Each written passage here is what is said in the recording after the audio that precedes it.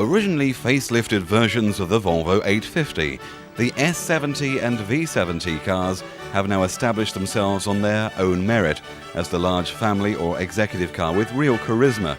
Boxy utilitarianism of the past is out of the window as Volvo offers smoothed off edges and smoother engines and refinement. But how does this new generation of Volvo fare in this ever-competitive automotive world? This week, Carfile investigates the Volvo S and V70.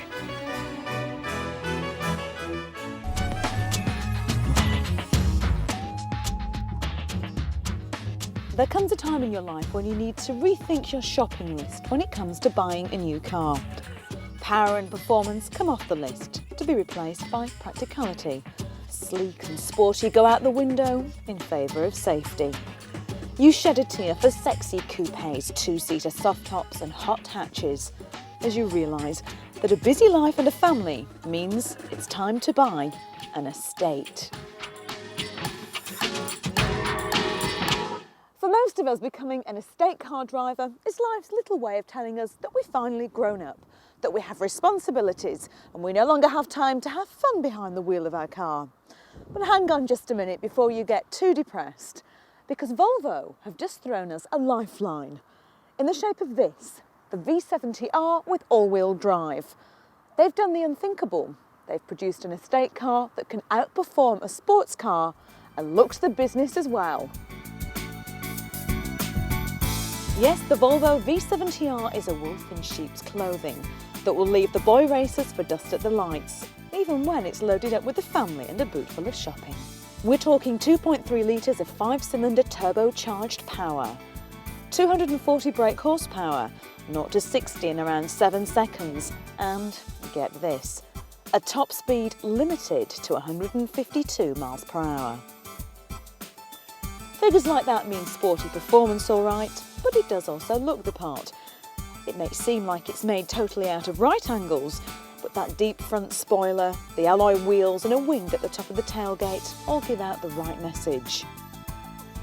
And tucked away neatly and discreetly on the back are 3 little letters that tell you this car is capable of serious performance. The A, W and D stand for all-wheel drive, and the minute you get on the road you realise it's worth its weight in gold. There's an incredible amount of power lurking underneath that bonnet, far too much for a two-wheel drive system to be able to handle properly. But the all-wheel drive system copes with it beautifully. In normal conditions, the engine's power goes straight through the front wheels as you'd expect. But when you get a miserable day like this and the roads get slippery, when you're accelerating or cornering, the four-wheel drive system automatically kicks in. You floor the throttle in this and you don't get wheel spin. It just rockets away with amazing grip and traction. And when you combine that with the lowered sports chassis, the incredibly taut body control and the firm suspension, cornering in this is an absolute joy. And it's not just country roads that the Volvo likes, it's just as much at home on motorways, where the superb overtaking power simply eats up the miles for fun. The clever people at Volvo have thought of everything. There's a load compensating system, which means that even when it's fully loaded with 5 adults and all the paraphernalia they carry, the performance is still just as impressive. Being behind the wheel of the Volvo is a far more impressive experience than you would first imagine. It's just great fun to drive. The steering is smooth and it's very responsive. The only gripe I have is with the turning circle, which is rather poor and can become a bit of a pain. Parking it is also difficult until you get used to its size.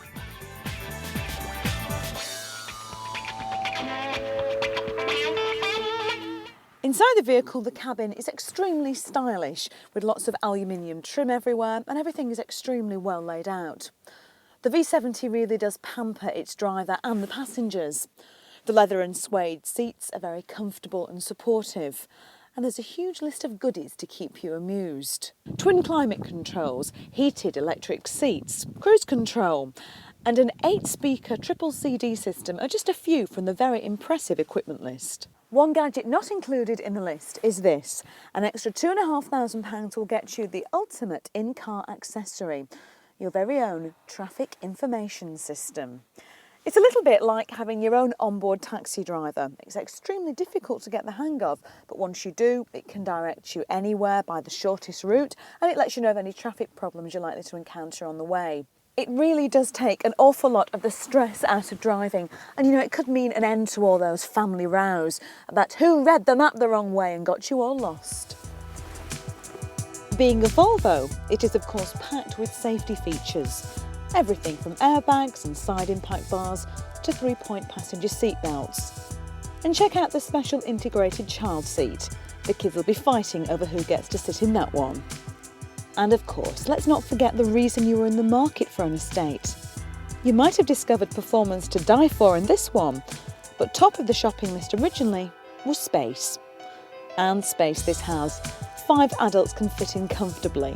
The load area is enormous and the rear seats fold down easily, thanks to a tilting mechanism that moves the headrest out of the way, locks in the seats and leaves you with even more space. So there you have it. You've got space, practicality and safety, with great handling and fantastic performance, all in one neat little package. So what's the snag? The price, £37,000. It's a great deal of money that could buy you many amazing cars. But very few of them would be able to offer quite what the Volvo can.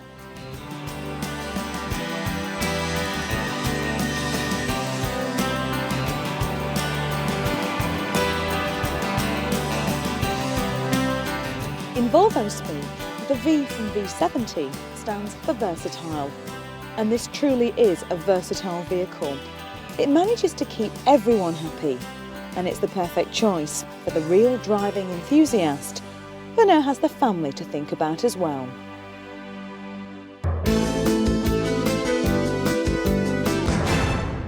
Well, let me give you a little history lesson. A few years ago, when I asked Volvo why they didn't have a four-wheel drive vehicle, they said, four-wheel drive, we're not convinced. We think two-wheel drive on a properly engineered car is as good a bet as four-wheel drive a la Audi. Well, things have changed since then because Volvo have since decided that a four-wheel drive car is not a bad idea indeed. And what's more, they've gone one step further by having launched their V70 all-wheel drive, AWD. They've now gone for this, something they're just about to launch in the UK, called the Volvo V70 all-wheel drive cross-country.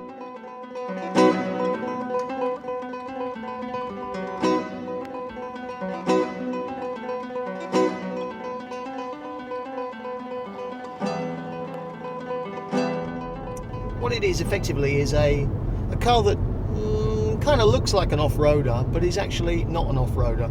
It's a car for on-road use predominantly, on-road use for 99.9% of its life, and the four-wheel drive facility is not there to go mud plugging or driving through rivers. It's there really to ensure that you're safe on those icy roads at night and to give you that extra traction. It's a very sophisticated system. Most of the time you've got 95% or thereabouts of the drive going to your front wheels and 5% drive to the back wheels, but depending on what sort of surface you hit, in fact you might even be hitting two surfaces at the same time. You might, for example, have gravel on two wheels on one side of the car and tarmac or snow or whatever on the other side. Depending on whatever road conditions you happen to stumble across, the car then decides for you exactly what you need.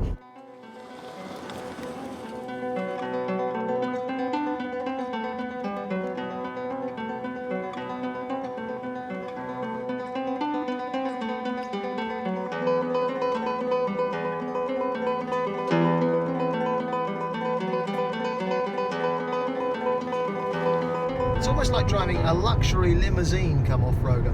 You know, there are better cars off-road than this for obvious reasons, but there aren't too many cars in this league that drive like a limousine and have the performance of this V70 all-wheel drive cross-country. They've got to do something about that name, it's far too long.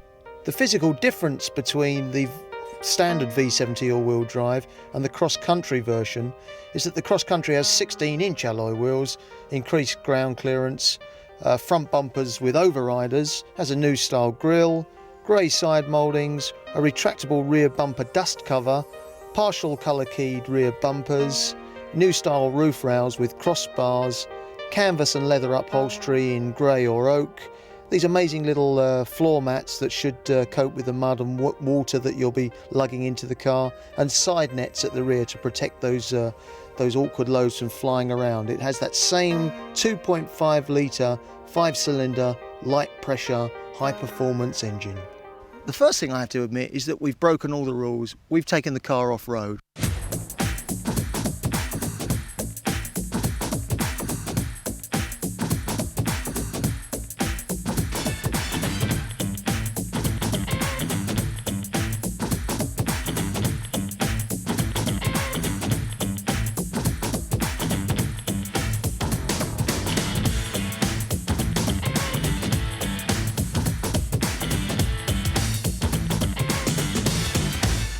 Well, they told us not to go off-road. They told us it wasn't an off-roader. It's the vehicle that looks like an off-roader, but is actually for on-road use only. But you know what we're like. We had to break the rules. We've taken the thing off-road. We've been up some pretty hilly, flinty roads. We've been through some streams. We've been through some mud. And I've got to say, there's never any danger of getting stuck. We weren't terribly adventurous where we went. We wouldn't go anywhere that you would go in a Jeep Cherokee or a Jeep Grand Cherokee or Wrangler, come to that. And I'm afraid we've got a few casualties along the way. These are bits that have fallen off the Volvo V70 cross country. That's the bad news. The good news is they're all bits designed to fall off. These are bits that you might take off the car when you're towing or whatever. So they just need to be slotted in. We'll do away with those for the time being, I think, don't you? But I think it says a lot for the car that it's done what we expected it to do and more.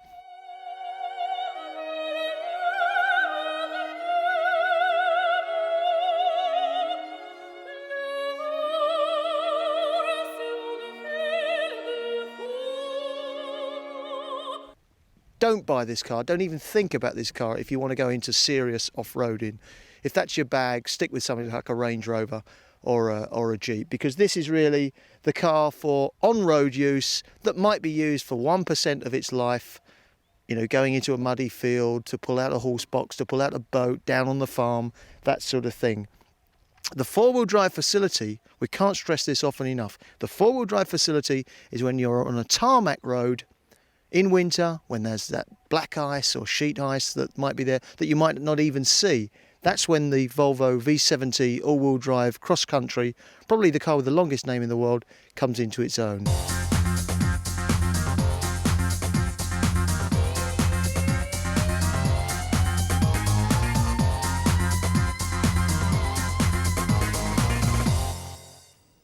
After the break, Mike Rutherford travels from the hot plains of Spain to the freezing fjords of Norway to test out the Volvo V70's capabilities on Carfile.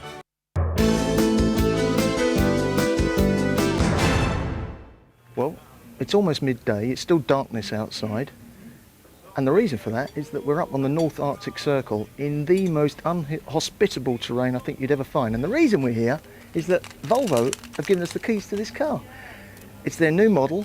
They reckon it's the best car in the world, the safest car in the world, and we're going to find out. Minus 30 degrees, they're telling me it's out here, and I've got to drive a car. Been all over the world, these boots.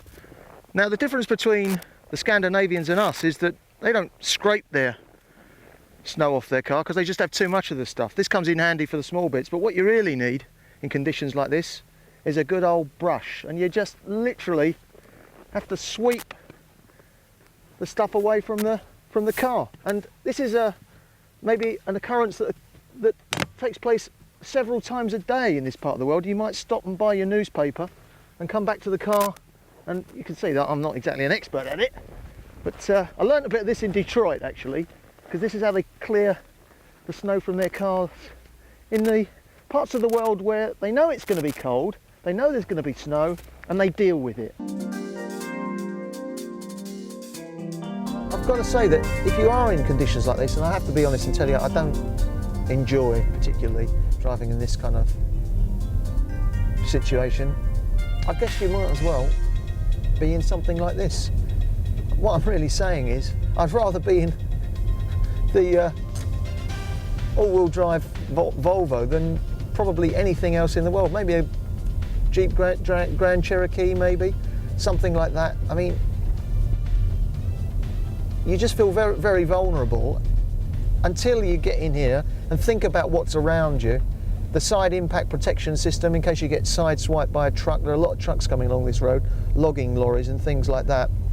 This is the side impact airbag, which inflates when we push the side of the car against the sensor here. And the idea is that we stop the occupant with this bag instead of the side of the car pushing directly on the chest. Okay, that's interesting there. We've got a passenger side airbag over there. Now, that doesn't come as standard in a Volvo, does it? For a peculiar safety reason. It is a marketing decision to some extent. In America, we have to put that bag in. In Europe, we give the option to the customer whether he wants it or not. Am I right in thinking that's largely because some customers might put kids in the baby seats in the front, and therefore the last thing you want is a combination of a front baby seat plus a passenger side airbag? That could be one of the reasons, yes. What about the SIPS, side impact protection system? In layman's terms, how does that work? This is, as you see here, we have the structure which goes across through the seats here. So when we push on this side of the car, we can then use the other side of the car through this box here to give a lot stiffer structure. So we can control the intrusion and reduce its severity.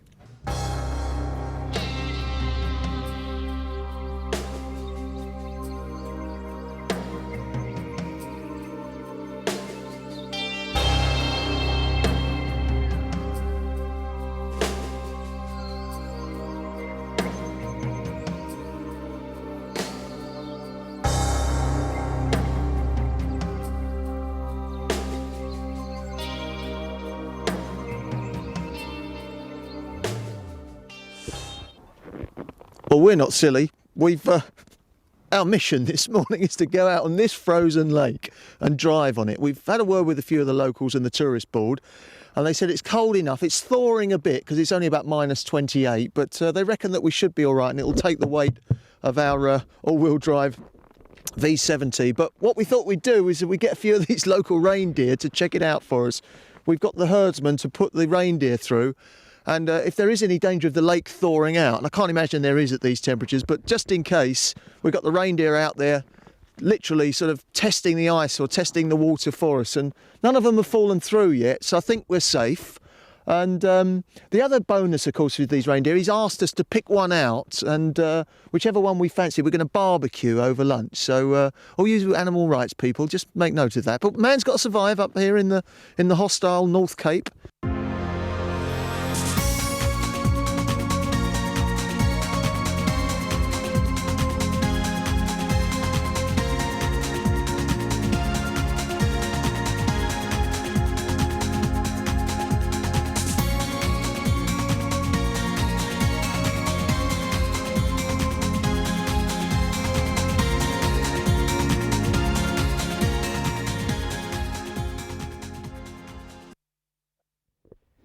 I'm joined this morning by Jose Diaz de la Vega.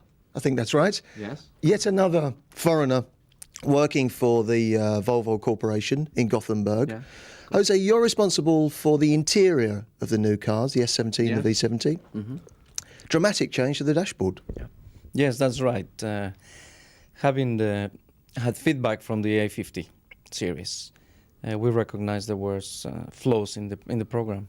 So we set out to achieve higher goals. I was driving yesterday and I described it as evolutionary rather than revolutionary. You instantly know it's a Volvo dashboard, but it's massively different from the old one when you look carefully. Yes, that's correct.